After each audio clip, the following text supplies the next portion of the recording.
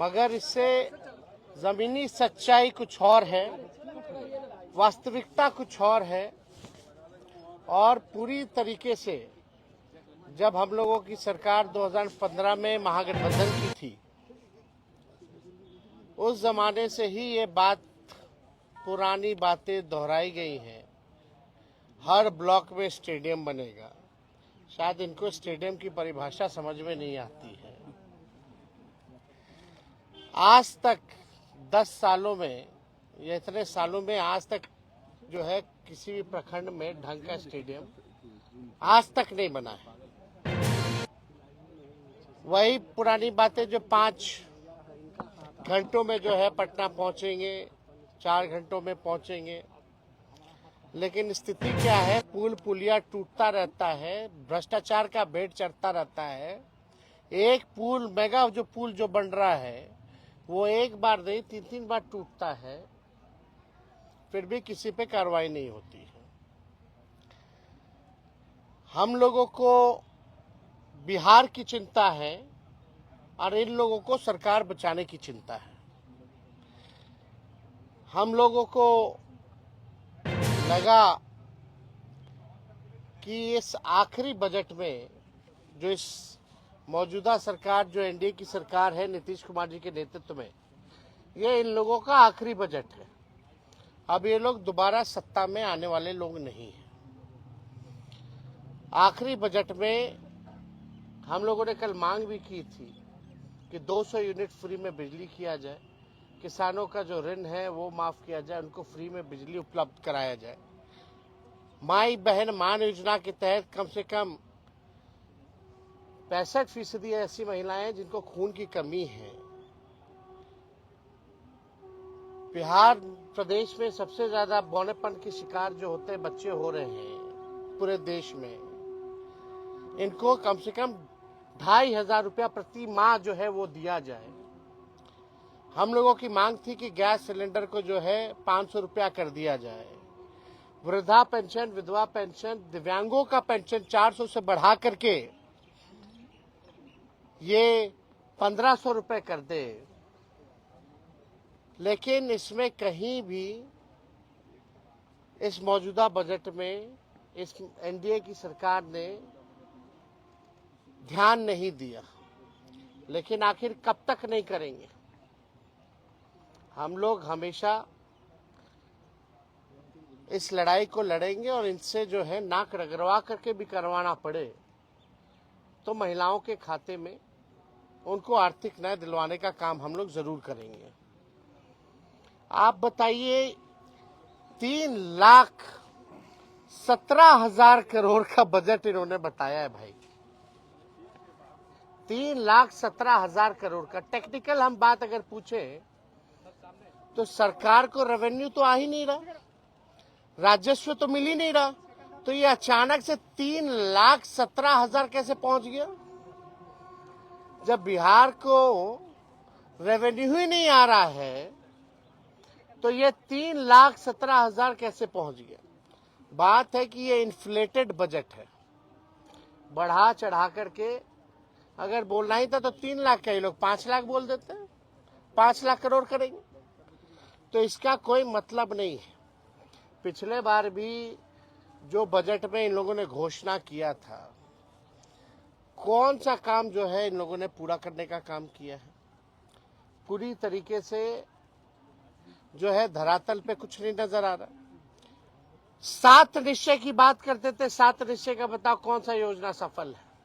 7 निश्चय 2 की बात करते थे, बताओ 7 निश्चय 2 की योजना कौन सी सफल है? कोई तो योजना सफल नहीं हो पा रहा। ये पूरी तरीके से बिहार के हित में ये बजट है ही नहीं। ये केवल कागजों पर जो है ये बजट जो है केवल रह जाएगा, जैसा कि हम लोगों ने पूर्व में भी देखा है। केंद्र सरकार ने धोखा दिया, बिहार के साथ सौतेला व्यवहार किया है। आप बताइए, बिहार में साक्षरता को बेहतर करेंगे कैसे? इस पे बजट में कोई प्रावधान नहीं है, बल्कि बिहार साक्षरता के मामले में सबसे फिसड्डी राज्य है। प्रति व्यक्ति आय बिहार सबसे पीछे है पूरे देश में। प्रति व्यक्ति निवेश बिहार जो है सबसे पीछे है। किसानों की आय में सबसे पीछे है। सबसे ज्यादा पलायन बिहार में है। सबसे ज्यादा गरीबी और बेरोजगारी बिहार में है। कहीं कारखाने खोलने की बात नहीं कही गई, कहीं फैक्ट्री लगाने की बात नहीं कही गई। कहीं भी आप देखिएगा नौकरी रोजगार कैसे नौजवानों को उपलब्ध कराएंगे इसकी बात नहीं की गई। कैसे पेपर लीक रोकेंगे इसकी बात कहीं नहीं कही गई। पूरी तरीके से लॉ एंड ऑर्डर के बारे में कोई चर्चा नहीं, बल्कि अपराधी जो हैं आजकल प्रशासन के लोग जो है वो असुरक्षित महसूस कर रहे हैं। पुलिस कर्मियों को जो है मारा जा रहा है, कभी कौन माफिया मार दे रहा, सर फोड़ दे रहा, कभी गोली चला दे रहा। पुलिस का मॉडर्नाइजेशन कैसे हो इसके बारे में कोई चर्चा इस बजट में नहीं है। पलायन को हम कैसे रोकेंगे इसके बारे में कोई चर्चा नहीं। बंद चीनी मिल हो, जूट मिल हो, इसको कैसे खुलवाएंगे इसके बारे में कोई चर्चा नहीं है। दिव्यांग भाइयों के बारे में कोई चर्चा नहीं है। महिलाओं को आर्थिक न्याय देने के बारे में कोई चर्चा नहीं है। ये हवाई फल्ला चीज चलाएंगे, फल्ला चीज चलाएंगे। अरे तुम बस चलाओगे, कुछ चलाओगे तो बताओ कितना बस चलाओगे, कहां से चलाओगे, कौन से शहरों में चलेगा, या कैसे ट्रेनिंग दिलवाइएगा, क्या है उसका। केवल हवाई नॉर्मल बिहार ट्रांसपोर्टेशन का बस तो चल नहीं पाता है। आप लोगों ने भी देखा होगा बिहार में ट्रांसपोर्टेशन नाम की कोई चीज नहीं है। और फलना बातें जो है कही जा रही है। गरीबी, बेरोजगारी, पलायन, महंगाई, मिडिल क्लास फैमिली हो या गरीब परिवार हो, महंगाई से सब लोग अफेक्टेड है, लेकिन महंगाई के बारे में कोई चर्चा नहीं की गई। यह पूरी तरीके से बेकार का बजट है, बिहार के हित में नहीं है। और इन लोगों को कोई बिहार कैसे अव्वल राज्यों में आए, बिहार के लोगों की तरक्की कैसे हो, इन लोगों को कोई चिंता नहीं है। हालांकि कल हमारा इस पे डिटेल में सदन में भाषण होगा। उस भाषण में एक एक चीज का जो है इन लोगों का पोल हम लोग खोलने का काम करेंगे। झूठ का पुलिंदा चलने वाला नहीं है। हम तो अपेक्षा किए थे जरा बता देते कि गुजरात को क्या क्या मिला, भारत सरकार में क्या क्या गुजरात को दिया और क्या क्या बिहार को दिया, इसके बारे में भी चर्चा करनी चाहिए थी। बताना चाहिए था कि बिहार को केंद्र सरकार ने कितना दिया और गुजरात को कितना दिया। तो इसके बारे में कोई चर्चा नहीं।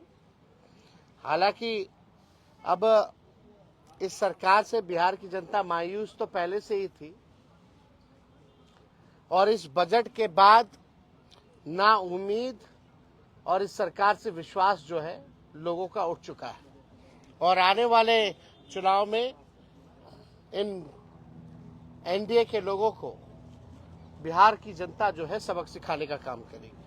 नीतीश जी तो गले लगा रहे हैं, नीतीश जी तो पूरा गले लगा रहे हैं। महिलाओं के लिए बीजेपी ने बाकी राज्यों में फ्रीबीज का ऐलान किया है। उम्मीद ये की जा रही थी कि बिहार में भी करेंगे, लेकिन आज के बजट में फ्रीबीज का ऐलान नहीं। तो आपको लगता है कि चुनाव नजदीक आएगा तब बीजेपी इस तरीके से ऐलान करेगी? भैया हम लोग लगे हुए, हमने शुरू में भी आज प्रेस कॉन्फ्रेंस में कहा और हमने कल मांग भी की थी कि अगर माई बहन मान योजना का कॉपी भी करना तो कर लीजिए।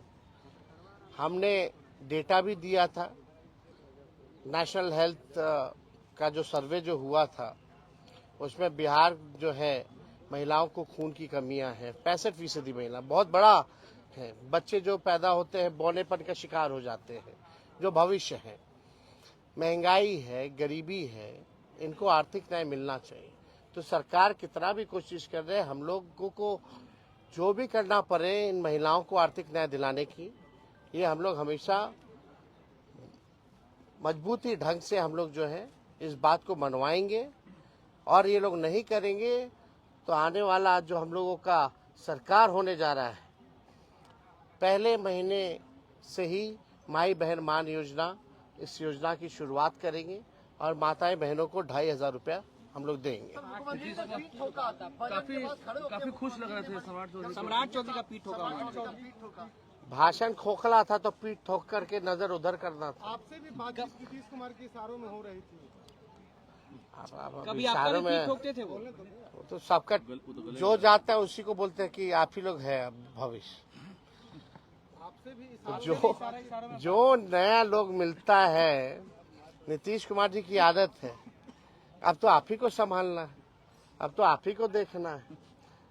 ये भी संभव तो ये तो आदत है। अरे पीठ ठोके ना ठोके, इससे क्या फर्क पड़ने वाला है? आपको भूले नहीं है, आपसे भी आपसे भी इशारों में बातचीत हुई है ना? क्या वो तो हर किसी को इशारा करते रहते हैं। कभी मुंह चबा चबा करके कह रहे थे, हम बोले हम पल्स खा रहे दिखा रहे थे, हमको इशारा कर रहे थे काय मुंह चबा रहे हो, बड़ा नोटिस कर रहे थे हम पे। फिर हमने देखा है भाई पल्स, खाना खा के आए थे तो लंच करके आए थे तो हम पल्स लिए हुए थे, पल्स खा रहे थे। कोई बगल के एक मंत्री जो है नाक खोद रहे थे तो उनको भी नाक खोद करके दिखा रहे थे कायला खोद रहे। तो ये तो मुख्यमंत्री जी की आदत है।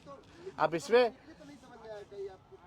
नहीं हम कहाँ कौन होते हैं भाई, हमारी हैसियत है। और ऐसा नीतीश जी जैसा कोई मिमिक्री कर सकता है क्या? कोई नहीं कर सकता। अच्छा, ये संभव आपको लगता है कि चुनाव के कुछ महीने पहले फ्री बीज की कुछ घोषणा हो जाए जो आज नहीं भी है?